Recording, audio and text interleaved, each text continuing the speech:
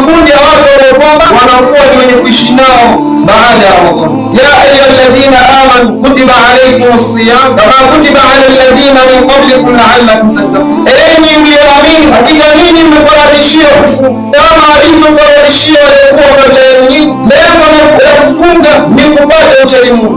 Naam, kuna watu ambao kwamba Ramadhani walifikia malengo ya uchaji Mungu.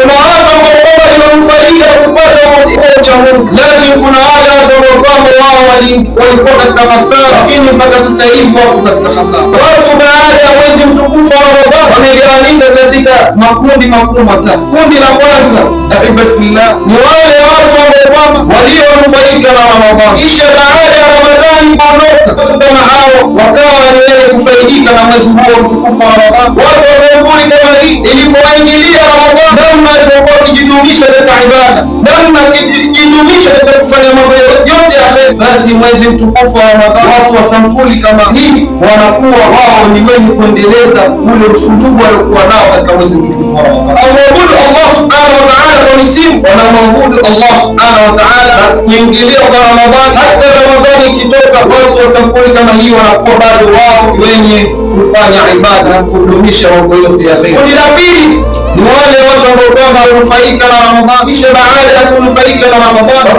au ahibati fillah, walipokuwa wamenufaika na Ramadhani, baada ya mwezi mtukufu wa Ramadhani, watu hawa wakawa sio wenye tena kunufaika katika mwezi.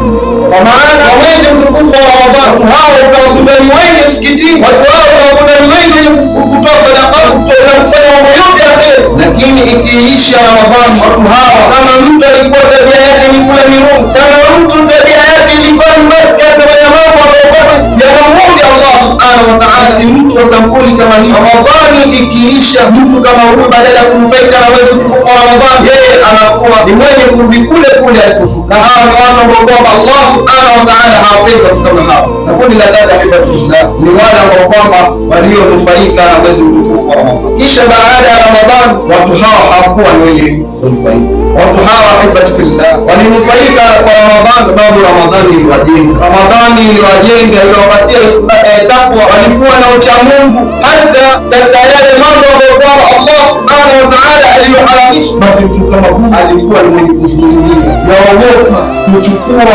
kuingiza katika mdomo wake, kwa sababu yajua lile jambo lililoliwekewa si mtu mwingine aliyemwekea, bali ni Allah subhanahu wa ta'ala. Lakini swali ambalo kwamba nataka kuuliza, hii ni ikhlasi ambayo kwamba watu wanaokuwa nao katika mwezi mtukufu wa Ramadhani, mbona isiwe katika miezi mingine? Kama uliweza wewe kudumisha na ibada katika yale mambo ambayo kwamba na watu ambao kwamba katika akili zao walikuwa ndio wenye kusema Allah, nikikosa angalau ile sigara basi ndio kwamba hawezi kaishi. Lakini ikifika katika mwezi mtukufu wa Ramadhani, mtu kama huyu anakuwa ni mwenye kujizuilia, na wallahi ikifika jioni mtu kama huyu anakuja. Mbona isiwe hivyo katika miezi mingine?